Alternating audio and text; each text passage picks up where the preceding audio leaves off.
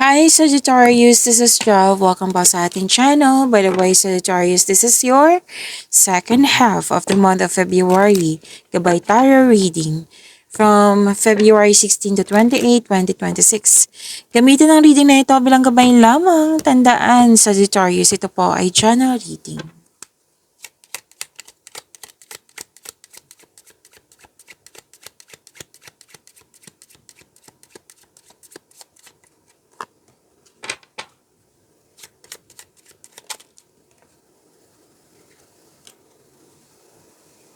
Ang ganda naman, Sagittarius. Kasi this is, good fortune. Magandang kapalaran po. Malaking blessings, prosperity, wealth, unexpected sum of money, opportunities. Diba? Ang ganda. So, claim nyo po. You deserve this, Sagittarius. Claim nyo po. At sabi din dito na this is victory. Mahigit pa sa success.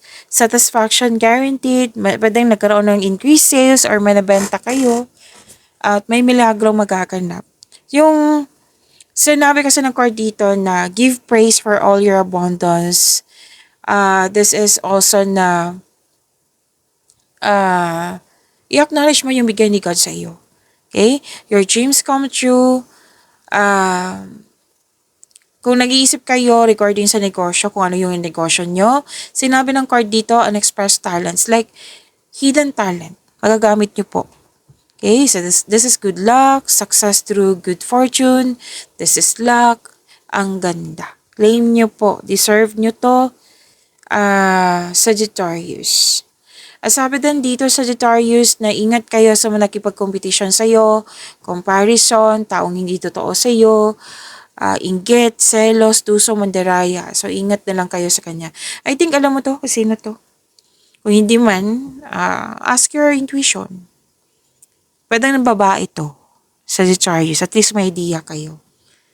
Na pwede din may tao dyan na nangialam sa'yo, nakisawsaw, pwede. So, ingat na lang kayo kasi sinabi dito, enemy. Oh. So, instead na magalit sa kanya, then put limitation na lang. Huwag na lang kayo magalit. Like, umiwas na lang kung pwede po. Kung kaya mo kausapin, then do it.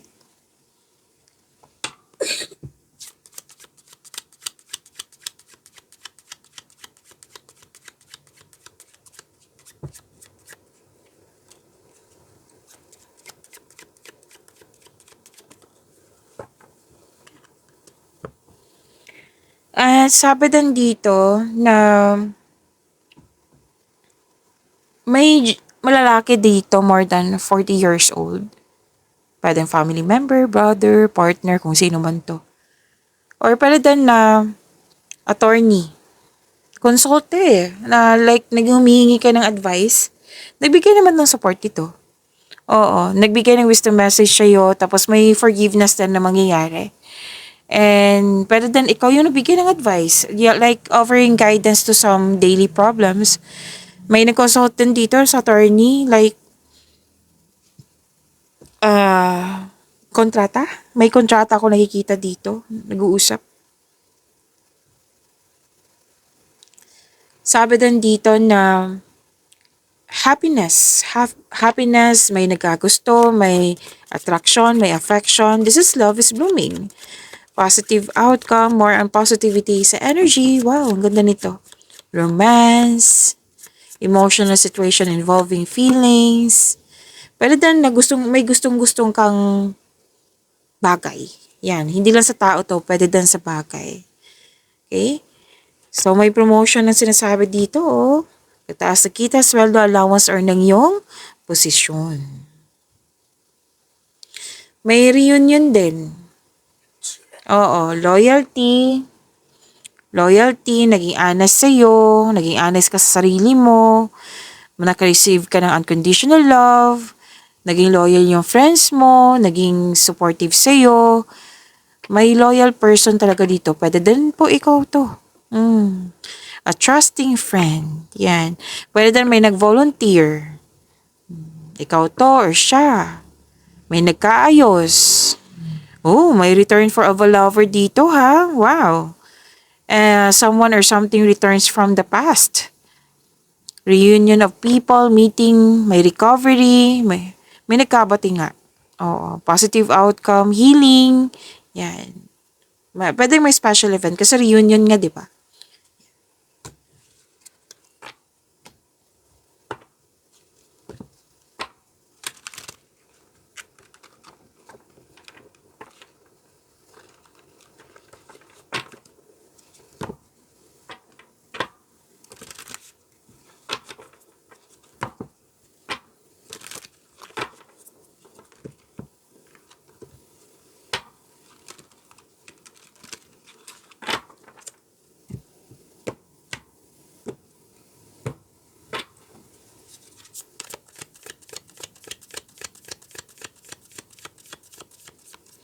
Energy para kay Sagittarius ngayong February 16 to 28, 2026.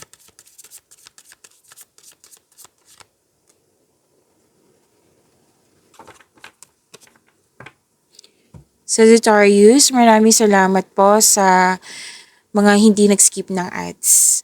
At subscribe na po kayo sa ating channel at click bell notification para updated po kayo sa bagong video natin.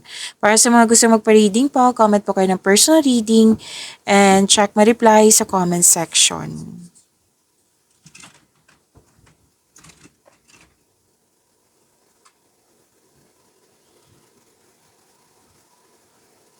Okay, so this is your energy. Sabi dito, you're receiving love. Natandaan nyo yung sinabi ko kanina dito? Na naka-receive ka ng conditional love, you're receiving love, marami kang ginagawa, nagkaroon ng growth and expansion, nagkaroon ka ng time for yourself, nagpaganda, nagpapogi. This is also fertility, ha? Oo, may happiness, success, nagkaroon ng time sa nature. Yan, may development, may pleasure. Kasi this is love, beauty. Kung sa astrology to, this is love, beauty, money, and creativity. Yes, this is Venus. Okay, so may pagbubunga mabuti na parating, pwedeng bagay or pagbubuntis po. Pwedeng may nabuntis or nabuntis na. Yan. And this is also abundance of success. So sinabi ng card dito, be happy with the results of your actions.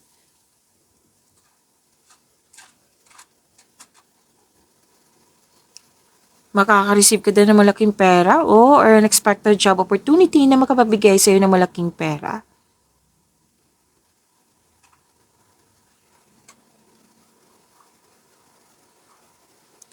So, may hope and healing, opportunities. Dalawang card na mismo nagsabi niyan. May nagkaayos, may unexpected help.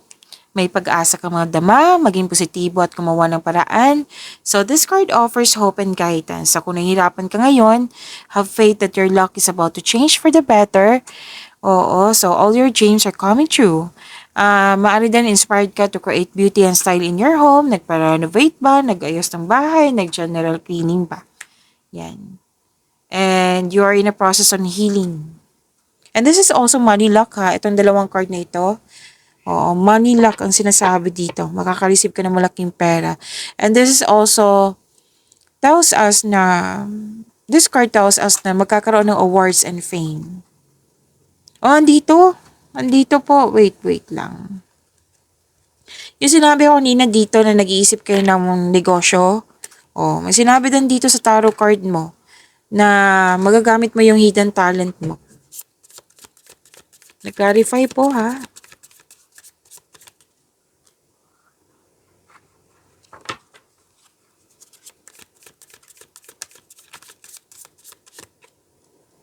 This is about your career and money. Ang laki ng influence ng single parent dito.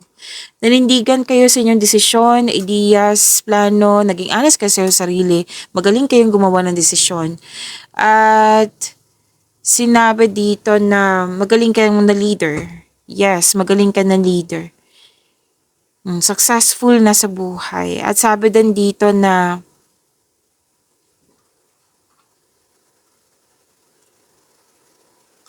Hard work and productivity, hard work at dedication sa mga ginagawa nyo dyan for financial prosperity. At sinabi ng card dito, keep up the great work. Patuloy mo lang magsumikap. Some of you nag-aaral ng new skill para ma-increase yung income nyo. Gumagawa kayo ng passive income. Alam nyo ba, sinabi ng card nyo dito, kung ano man itong study nyo or pinapractice nyo, it will lead you to abundance po. Magbibigay ito ng abundance sa iyo. Basta set lang kayo ng clear intention para magiging successful po itong ginagawa nyo. Tagumpay sa pananalapi ay dito rin po. 3 card na mismo nagsabi po.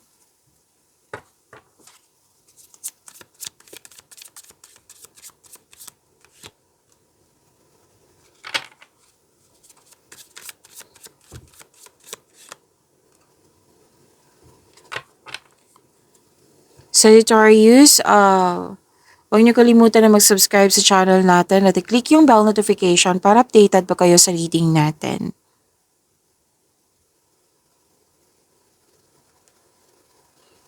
Kung ano man tong fear, challenges, struggles, obstacles, kung ano man to, nabigat ang nararamdaman, ma-overcome niyo po ito. Matatapos din po ito. Kasi nakita ko yung confidence mo dito na haharapin mo na. May communication din ako nakikita dito na mag-uusap na po.